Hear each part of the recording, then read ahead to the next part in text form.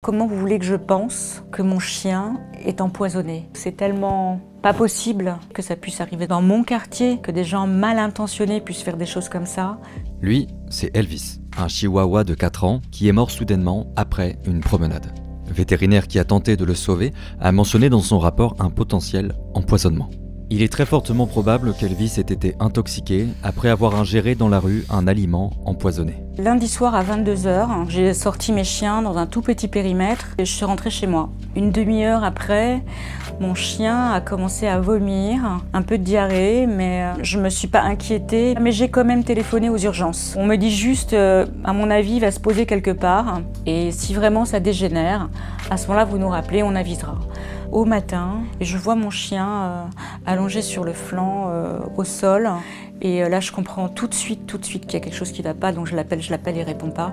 Je le touche, il était froid. J'ai été chez un vétérinaire, mais en fait, c'était trop tard. On n'a pas pu le sauver. Carly a des soupçons. Elle pense qu'il est possible qu'une habitante du quartier ait pu délibérément empoisonner son chien Elvis. Il y a 15 jours de cela, j'étais avec une amie, on promenait nos chiens le soir, rue du Rantin. Et il y a une femme, comme une furie, qui est sortie d'un immeuble, qui nous a insultés.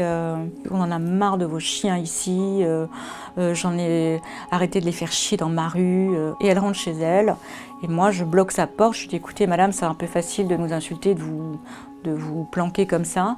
Et là elle a voulu me frapper. Donc j'ai eu peur et j'ai refermé la porte. Après cette agression, Carly va déposer une main courante et porter plainte contre X pour empoisonnement.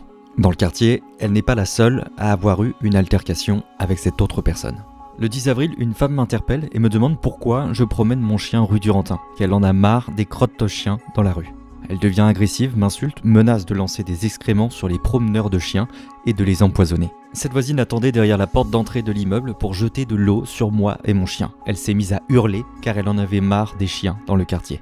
Elle espérait qu'après son geste, je retienne la leçon. Je précise que c'était pas la première fois qu'elle le fait.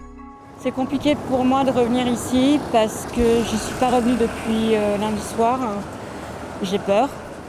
Donc je tiens mes chiens anormalement près de moi parce que je veux même pas qu'ils reniflent ou qu'ils fassent quelque chose au sol.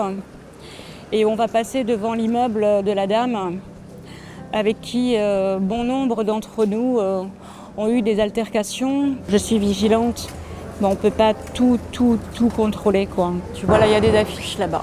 C'est pas mon chien. C'est pas supportable pour moi de le voir partout, la garder.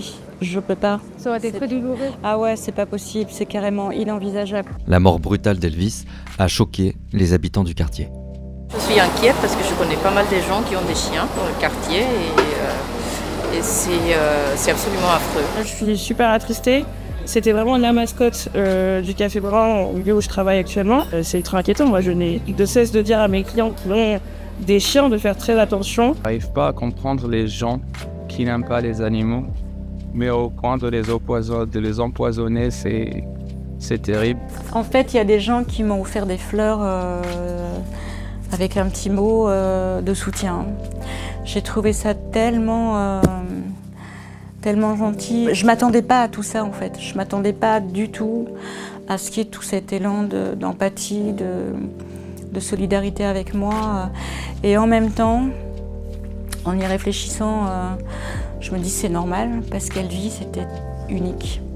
Elvis c'était un chien qui ralliait tout le monde en fait. Une cagnotte a été ouverte pour aider Carly à payer les frais vétérinaires et une cérémonie de crémation pour Elvis.